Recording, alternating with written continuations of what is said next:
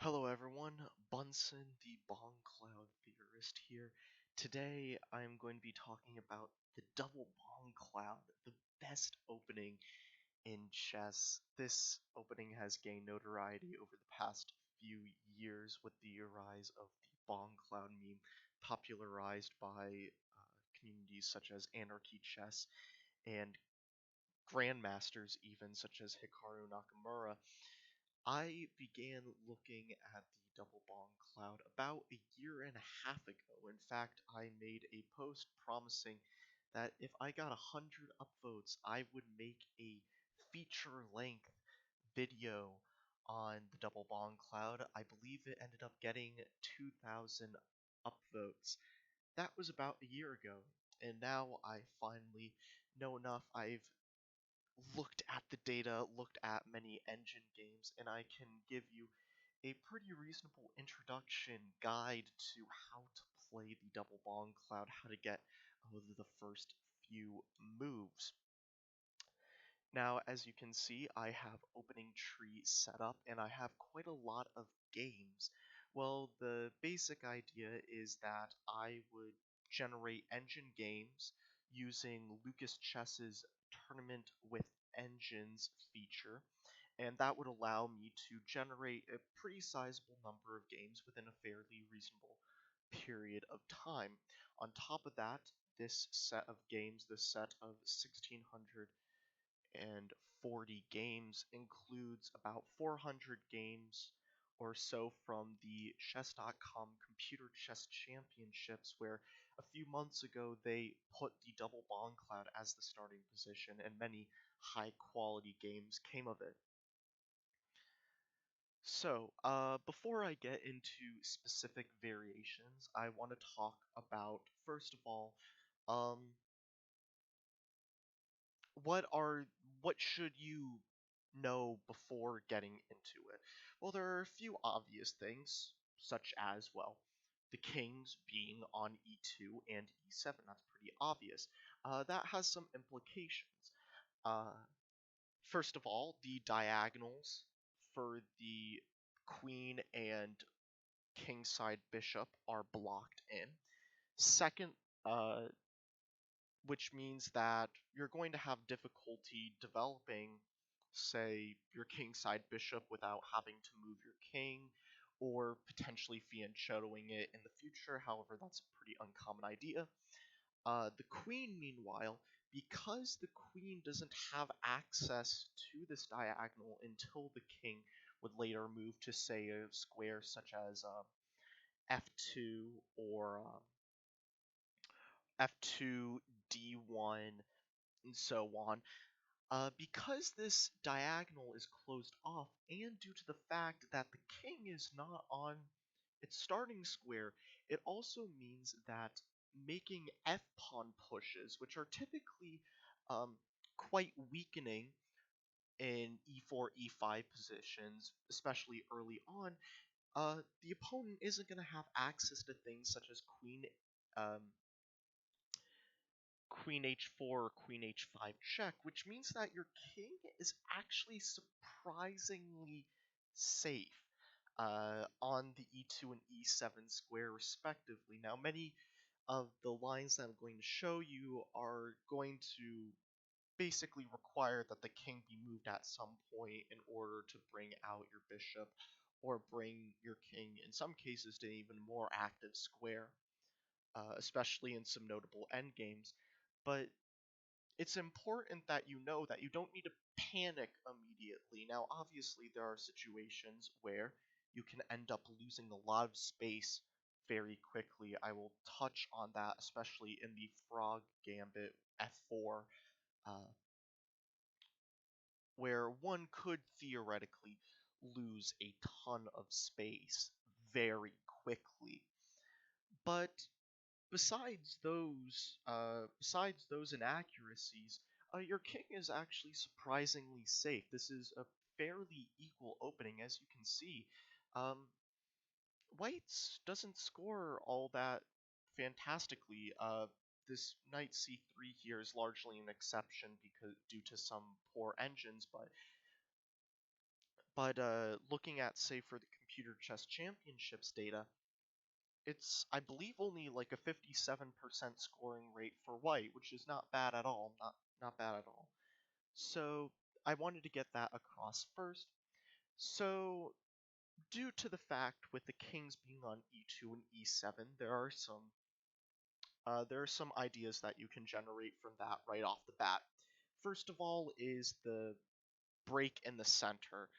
With either d4 or d5, we'll see that's a very common idea that allows you to both develop your queenside bishop and your queen, which is due to your king side being locked down. That's a very common idea. Uh, Noticing that there is that the kings can be checked respectively on d4 and d5 is also a notable idea. This isn't an exact example, but say for example you if you say have a knight on c3 or c6, you always have the available idea of checking the opponent's king and thus forcing them to retreat. It isn't too common, but that's a middle game idea at the very least that you should know about. Um, I touched on the F pawn. Um, that's the basic gist of things that I wanted to get off straight off the bat. If you don't take anything else away from this video. So now let's begin with the variations. There are, in my opinion, 4 main lines and 2 notable sidelines. The 2 notable sidelines being D3, the tap variation named after American international master Thomas Bartel, uh, named after his online alias Spinal Tap. I actually personally talked to him about this. F4, which I mentioned earlier, the Frog Gambit, named after one of the first Bongcloud theoreticians, a Reddit user that goes by the name Slippy K. He made a very informative live chess study, especially on the F-pawn break. After that, the lines go King e1, the Rodchenkov variation, named after Russian international master Sergei Rodchenkov, who was the first person in a master level game to transpose into this position. If you don't believe me, you can check it up on ChessBase. The game went along the lines of knight f3, knight f6, knight g1, knight g8, knight c3, knight c6, knight b1, knight e8, e4, e5, king e2, king e7, king e1. You can't make this shit up. This happened back in the early 2000s during the Russian men's under 20 championship. Let me just put the original position back on the board. After that, there is knight c3, the Minnesotan variation. From here, you'll enter many 4 knights and Vienna looking structures. And then the 2 main ones, in my opinion, knight f3, the Finnish, and d4, the Croatian. Uh, this, I know, is the preferred move of Hikaru Nakamura, but there are certainly merits of the other variations. So where to begin? Because I'm likely posting this on Anarchy Chess, I'm going to start with knight f3, the first, probably the most natural looking move, going with standard e4, e5 principles of immediately putting pressure on the e5 pawn.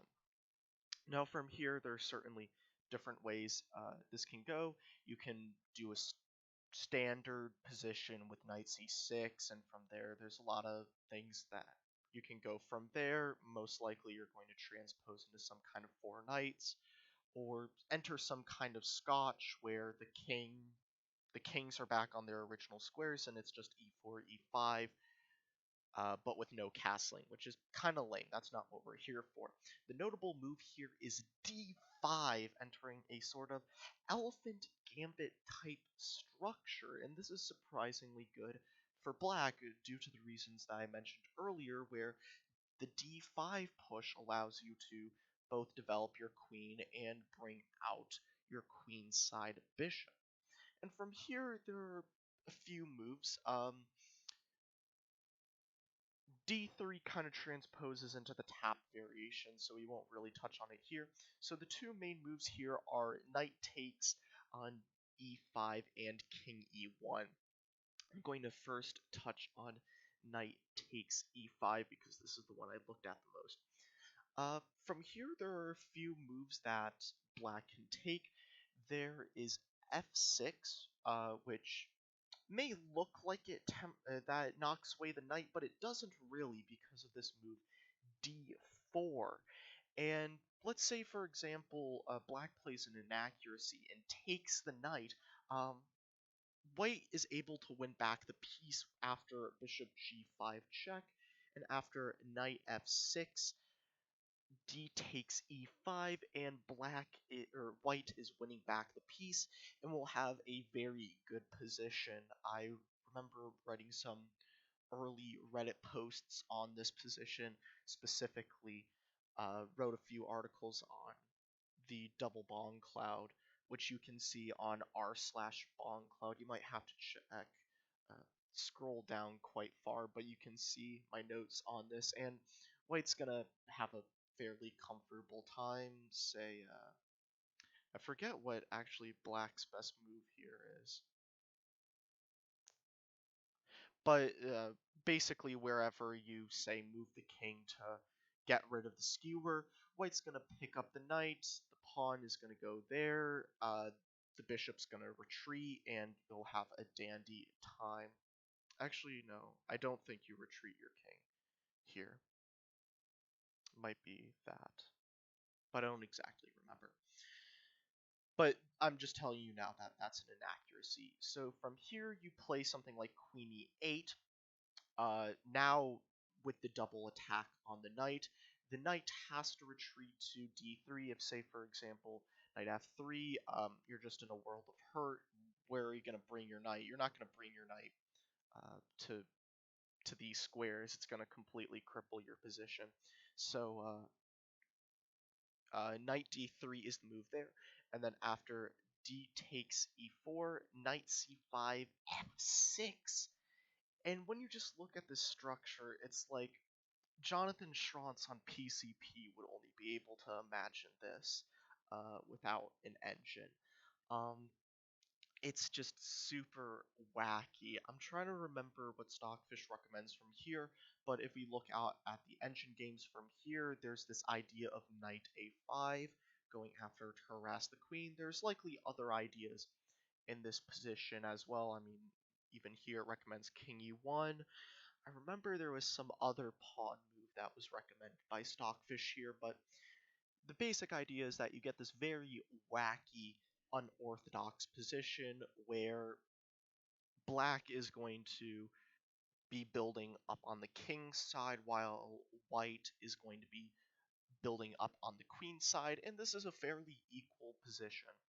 Uh, Fairly equal, natural, at least the way we get to this point is quite natural.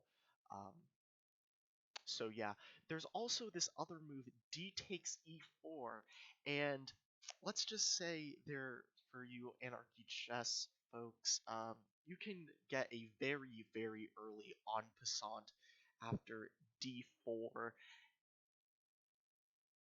E takes d3, check, en passant with check on turn 5, absolutely amazing. King e1, and it's fairly open position. I remember looking at games where knight takes, but basically what black does, white is eventually going to take back, and it's just a very open position from there. Was there any other option? Oh yeah, there was this knight c6 idea, but this basically just enters. Wait, this isn't a scotch. This just looks wacky, but the basic idea is that there's two main ways um, to go after knight captures e5 for black. So the other option here is king e1, and I know it looks cowardly, but you can enter some pretty interesting things from here. D takes e4 is the main move.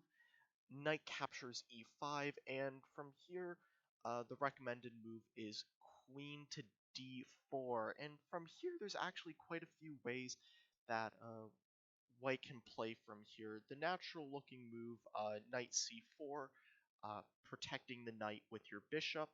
Um, Black is going to try and go after that knight, say uh, bishop e6, you knock away the knight with c3, and chess is to be played from here.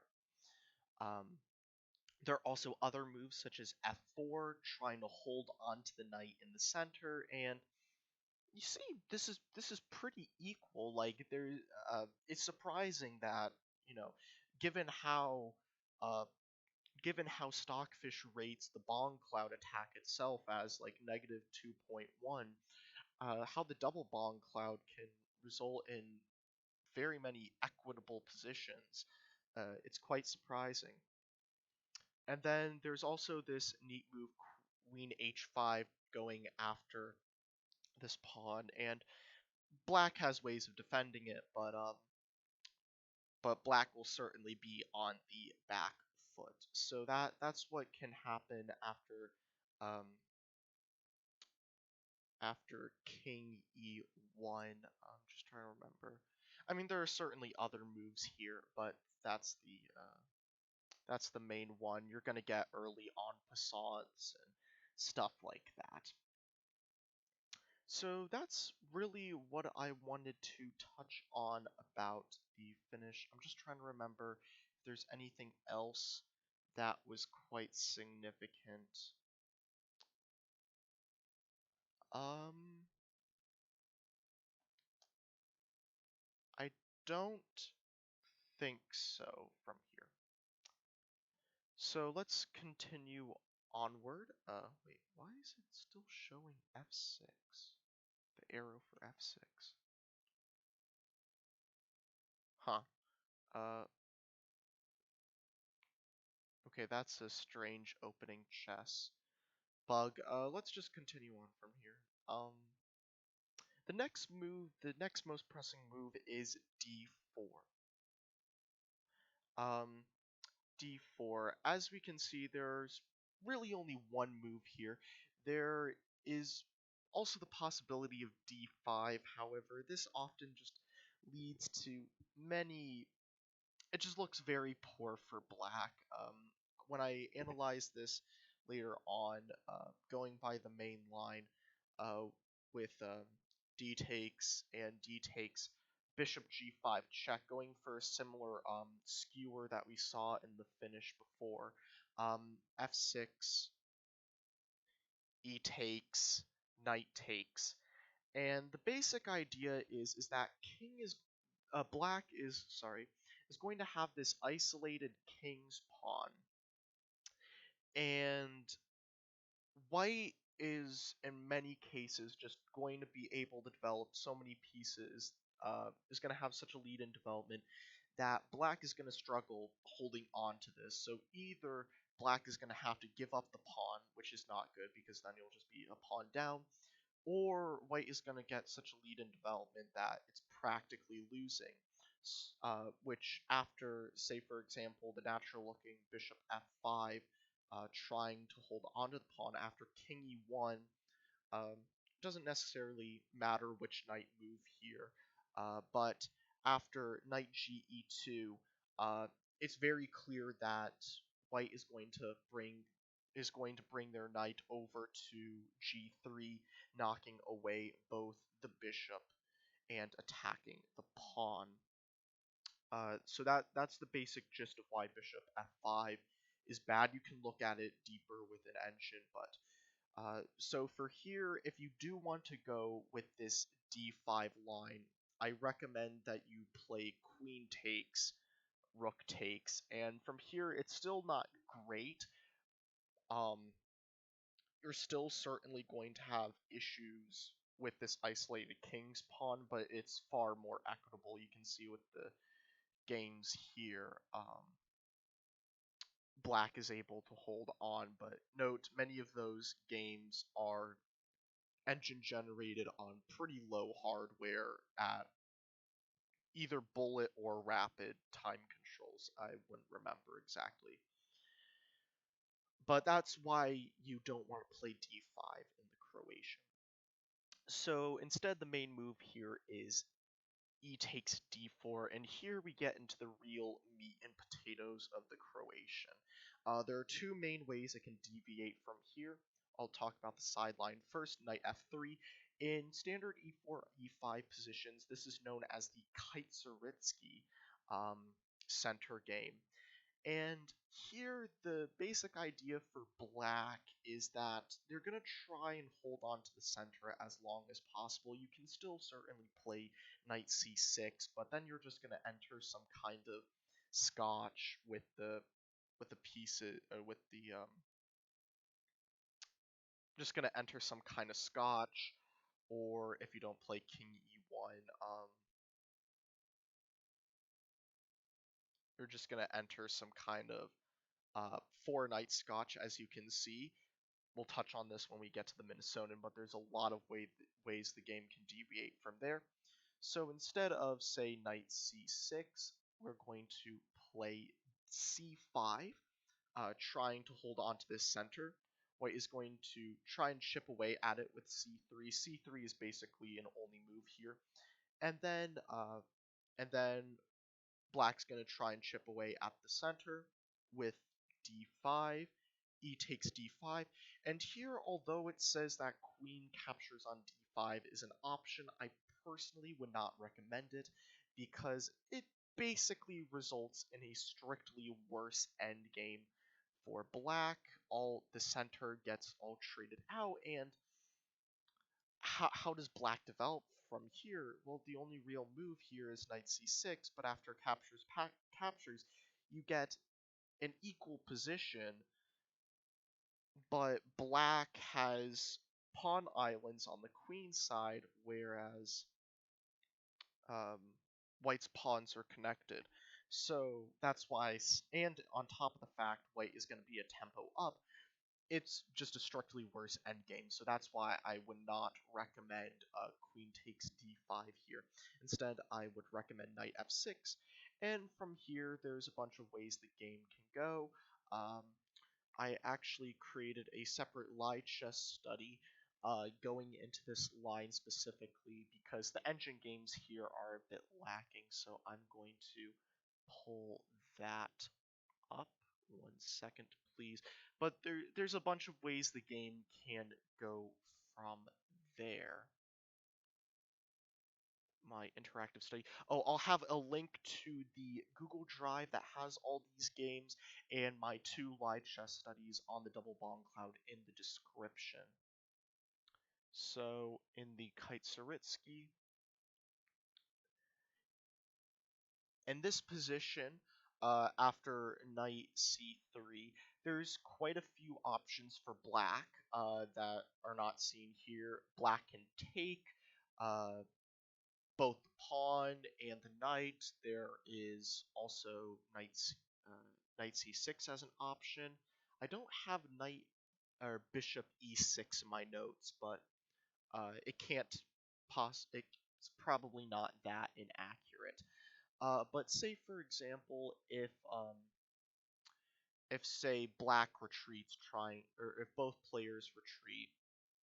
Oh, actually, both players do not have to retreat. Say if black retreats, trying to open up this bishop, just opening up all the lines for their minor pieces. White has a ton of options here, although the sample size here is pretty low. In my notes, I have bishop. Oh, no, that's not a bishop. That's a queen.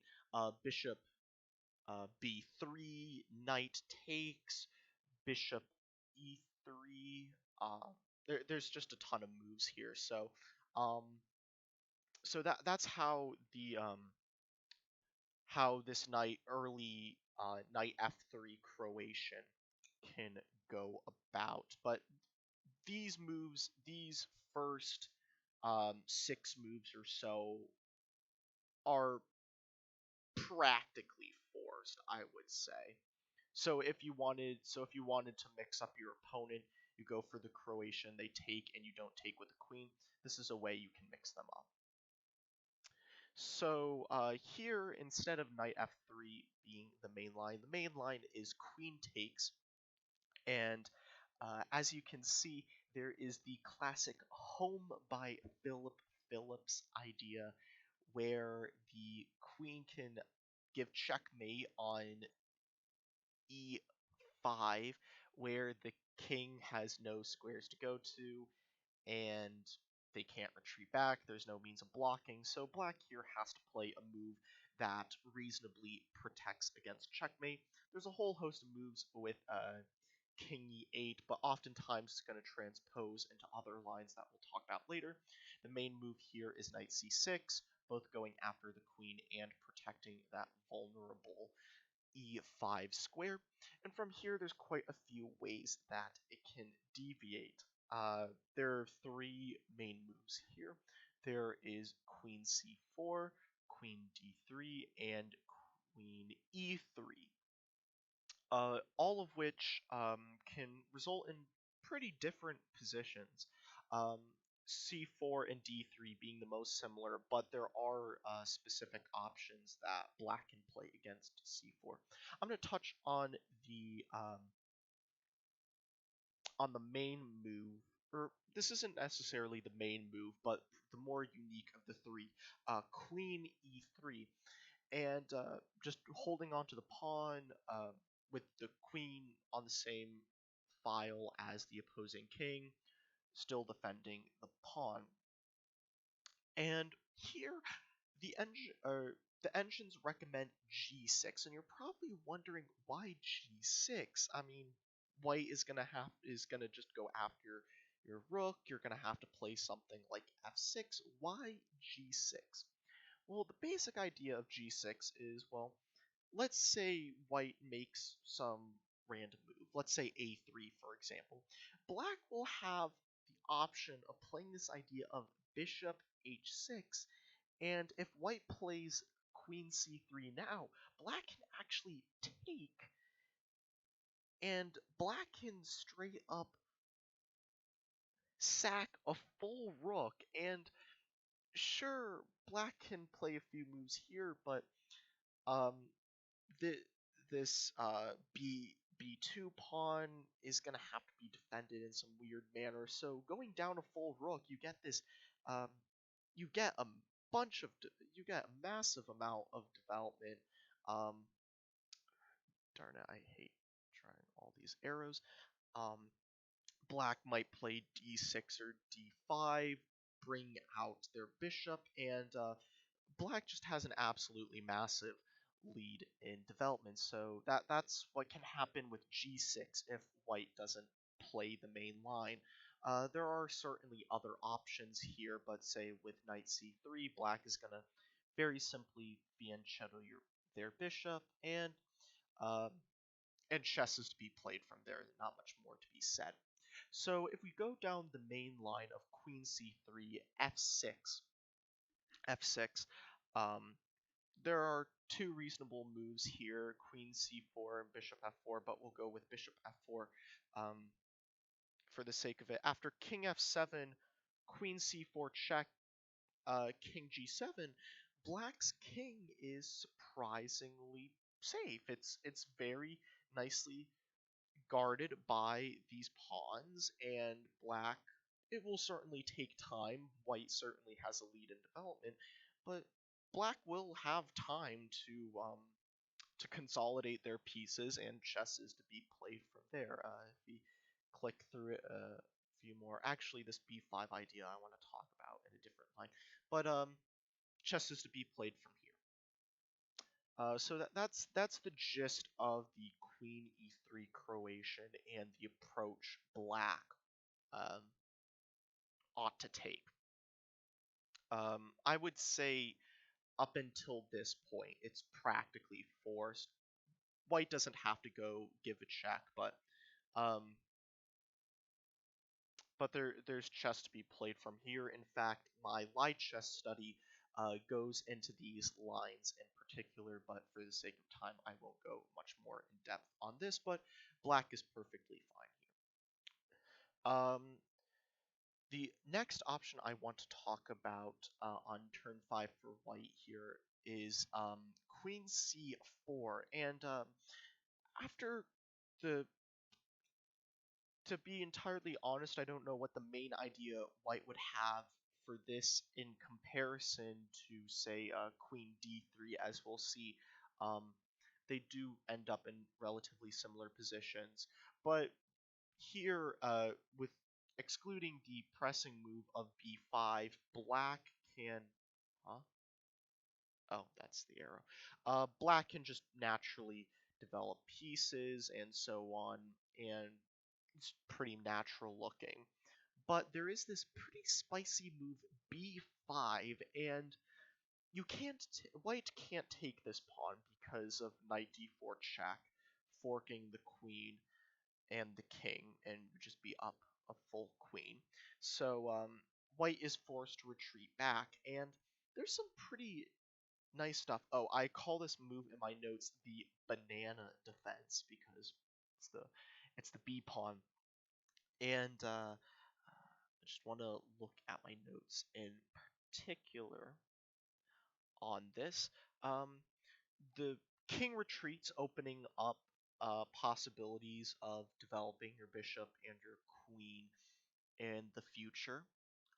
Also preventing any possible, say, um, checks that can be delivered on d5.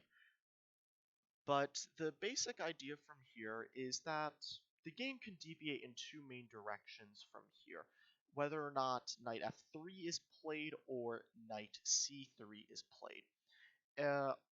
If knight f3 is played, black has this fascinating idea of b4, the banana counter attack, and it's it's surprisingly good. Your black is going to develop a very large queenside, um, is going to develop a lot of queenside space, and even when white tries chipping away at it, black is perfectly fine despite making so many early b pawn moves. If we continue with the main line, king d1, after a5, uh, there are a few moves here actually not represented fully by the games I have.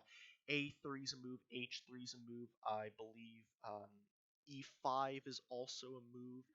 I'm trying to remember if there's anything else I have in my notes. Oh, knight B to D2 is also an option, but even here, black just develops normally, and it's not like white's gonna take this pawn because well, let's gonna take this pawn because knight B4 and the white queen has to move again. So yeah, um, so this is surprisingly good, and I just enjoy that you have this early b4 a5 idea, just gaining so much space on the queen side. So that's what can happen after knight f3. You can also just develop naturally, and the game's played from there. But let's say if knight c3 is played instead, black's gonna naturally develop, and here the main move, there are a few options, but the main move here is bishop c5, and you're probably thinking, wait a second, isn't this b pawn just hanging? Like, uh, what if I just take with the queen, and just pulling up the notes here. Um, if queen takes, simply queen e7, holding on to everything, and now black has a non-trivial amount of pressure on this e4 pawn, uh, and black seemingly has enough compensation for losing the b pawn in this position. Um, if, say, for example, uh, knight takes, um, knight takes, I believe it's just bishop, or it's just rook to Yeah, I believe it's just rook to b8, so there's not much to be said there. Um, you just give black a free semi-open file for their rook. Um, so that's that. So here the main move is bishop e3, and after harassing the queen some more with bishop or knight b4, um, black takes. Here you can't take with the queen because there's a fork. It's not recommended you take with the king because the king is just so far forward. Um, so here basically f takes is required, and then after black consolidates their pieces, um, chess is to be played from there. I'm just trying to remember what all of white's options here is, but chess is to be played from here. Um,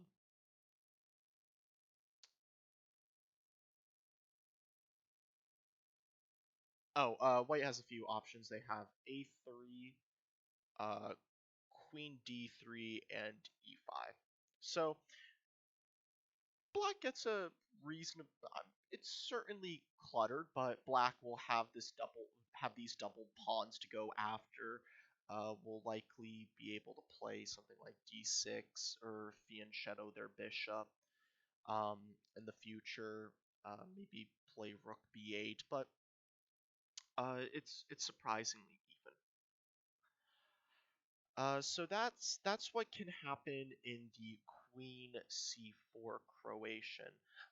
After the last move, Queen d3, basically just natural developing moves. There's not much to be said. Um, play a3, um, a3, bishop e3. Um, Bishop f4 could be done to do some kind of like fried liver, but instead with the c pawn, but that's a little suspect. Um, but yeah, chess is to be played from here. There's after this bishop e3 move, black can potentially do a repetition of moves. Like say if they just go back, then you can get a pretty easy threefold repetition.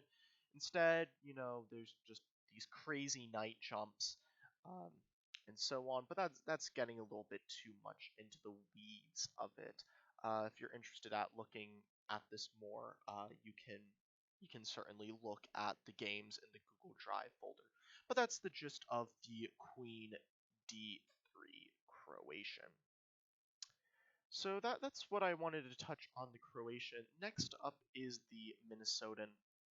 And the Minnesotan, the basic idea is that you're either going to enter some kind of Vienna Gambit type structure or a four knight Scotch structure. So actually, regardless of which knight move is made. So say for example, if knight c6 is played, you can either play knight c3, just entering some kind of four knights Scotch um,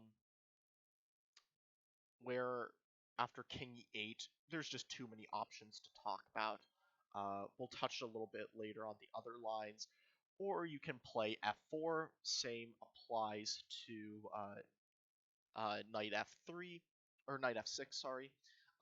Note there are significant differences in these two Vienna structures. If you play this as black and white plays f4, the move here is d6, holding on to the pawn, whereas reason being is that you still have access to this skewer, um,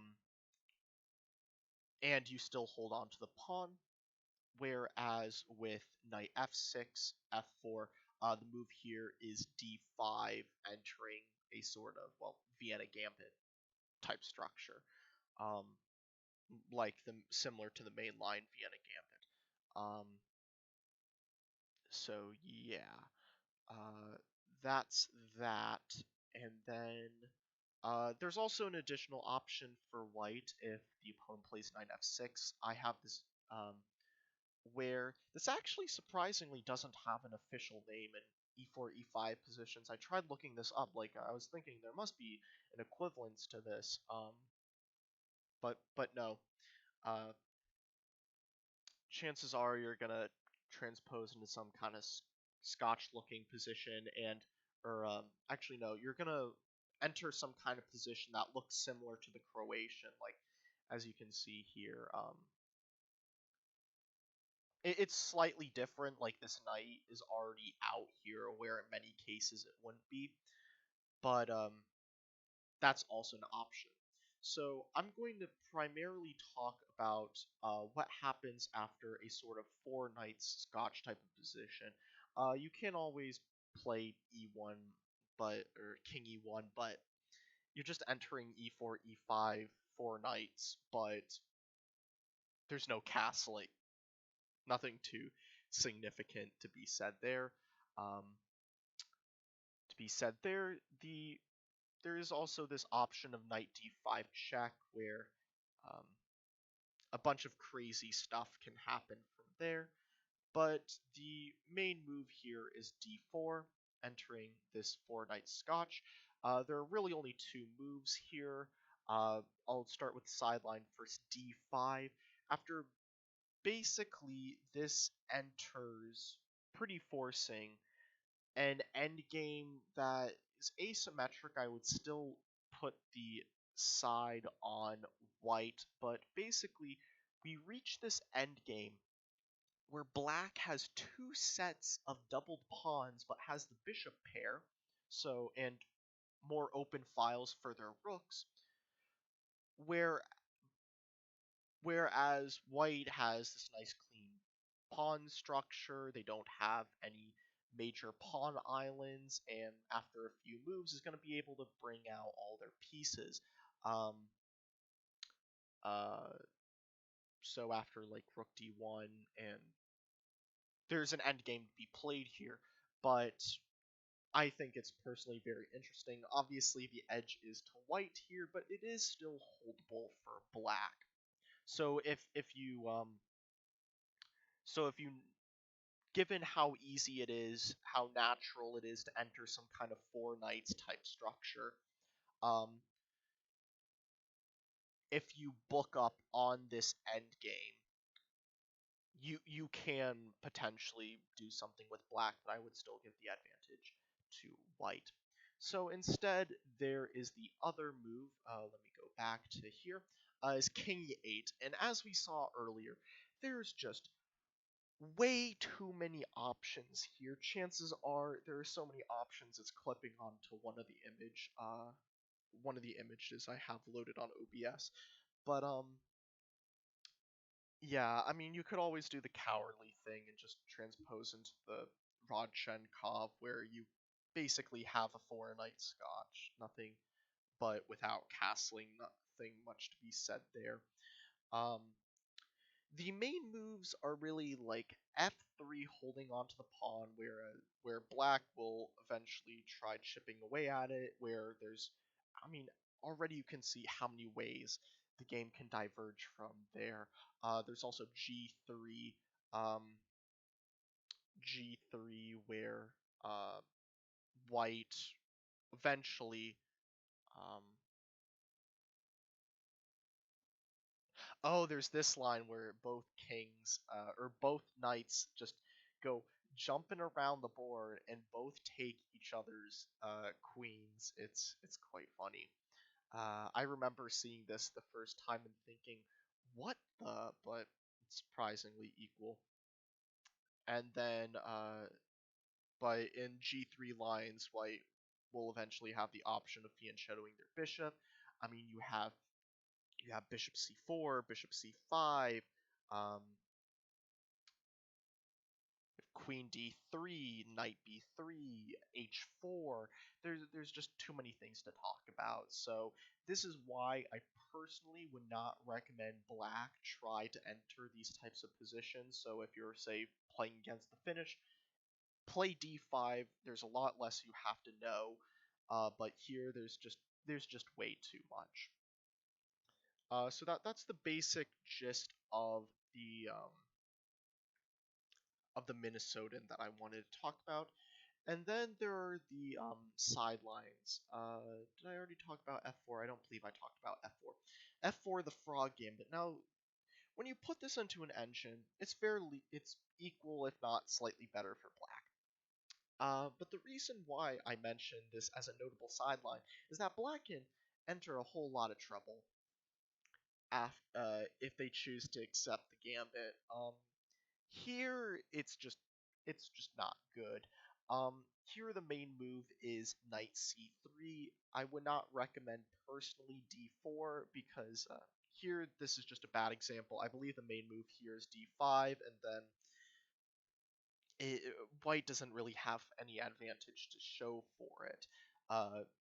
Doesn't have any real advantage to show for after d4. So the main move here after takes is knight c3, and already here black has to make some pretty awful moves. G3 with the idea of using bishop h6 to hold on to the pawn, and white already just has a huge broad center. Um, going to be able to naturally develop their other pieces at other points. It's just not good for black to take. So if black does take, you already get a very, very comfortable position. But let's say if black doesn't take, um, instead they're going to play d5, and here it's fairly equal. There are a few options here. I remember looking at some point if, like, say black does some wacky thing like takes there, and you get this kind of structure, but this just doesn't look good at all at first glance. Maybe that's bad, but stop talking out of my ass. But after say d3, there's quite a ways that the game can go from here. You can either do e takes, um, and enter something like this, where it's just it's quite wacky. Um, there's also the option of just going for the skewer immediately and then playing from there. Black can seemingly retreating is the highest scoring. I don't quite know why, but yeah. And then so that's the basic gist of f4, where if black takes, white's gonna have a very good time. If black doesn't take and play d5, white's gonna it's gonna be a fairly equal position. That's all I really wanted to touch on with the frog gambit, and then the other sideline is d3, and d3 goes along the same ideas that you see normally in the Bongcloud attack, where d3 is one of the two main moves from my understanding in the Bongcloud attack. It obviously depends on what black's response is, but it's typically either knight c3 or d3. d3, it's basically just putting a little hut around your king. And here it depends on what black goes for, but it can either end up being very systematic or very drawish, or white can do some pretty gnarly things. Like, say, for example, going for the immediate d5, you basically enter a Croatian with the colors reversed, but you have the option of playing bishop e3 in the future.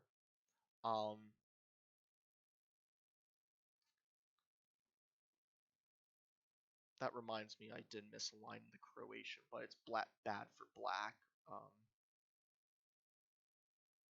But I won't talk about that. One could probably figure out the refutation for that themselves. Um, yeah, I don't know what this whole c6 idea is. Just gambiting away a pawn. That's pretty gnarly. Um, but yeah, after d5, it's like you're just entering a Croatian with the colors reversed, basically. Um, if they go for something like knight f6, you can transpose back into the frog gambit with f4, and chess is to be played from there. or you can go for this pretty neat c4 idea, and sure, you have this massive hole here, but you can just retreat your king. You can always bring your king back, which makes this a lot better than, say, playing c4 on turn 1 or on turn 3 at the start of the double Bongcloud. So that's always something to take note of. But let's say, for example, both players are playing really solid. Um, you can get a very systematic approach. If, say, the pieces are mirrored, um, something like knight f6, uh, something like knight f6, both players mirror, you're gonna fianchetto your bishops, and you can enter uh, a very symmetrical position. I believe here the recommended move is king e1, but there are other options such as playing a5 or b, or not a5, a4, b5, just bring out the other knight. So it's very possible that you can enter a very solid symmetrical position with d3. Um, that's all I basically want to say on that. And then the final move that I haven't touched on yet, king e1.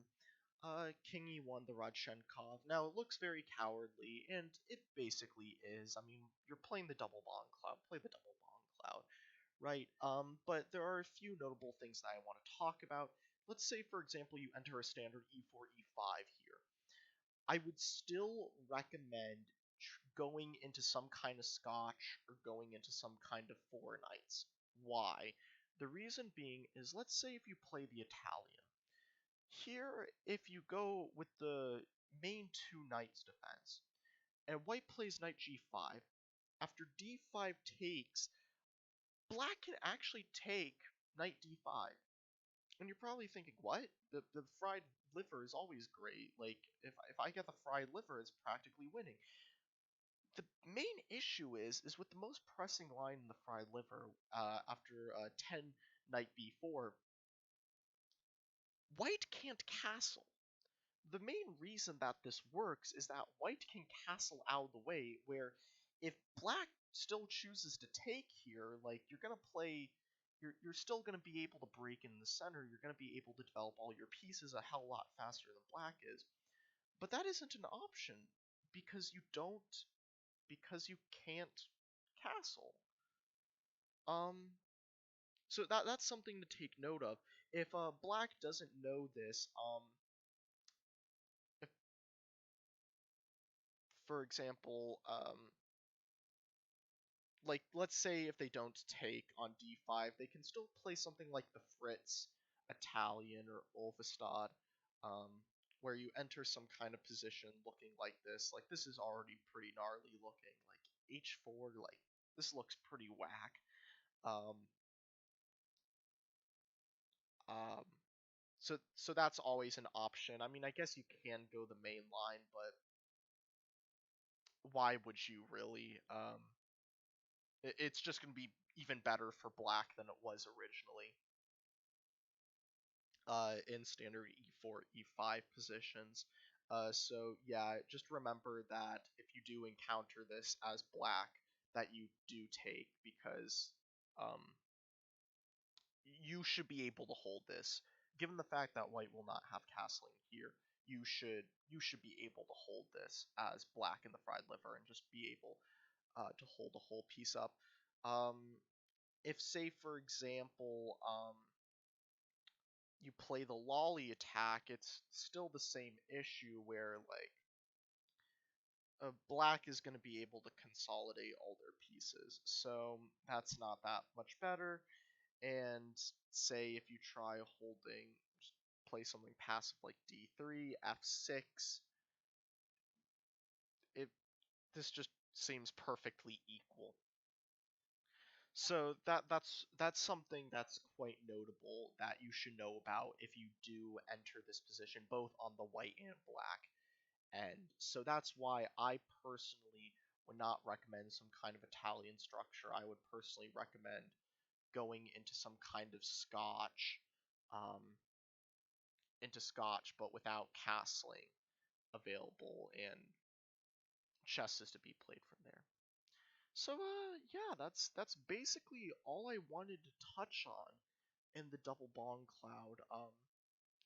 If you're interested in learning more, I might make more videos on this, but I also have my two live chess studies. One is interactive, so you can learn the theory pretty in depth. That mostly goes over specific lines of the Croatian variation and a little bit of the Finnish, and then I have a more generic live chess study that just um, a breadth of options, but not going terribly in depth. So I hope you enjoyed. And yeah, thank you for watching my double Bongcloud guide.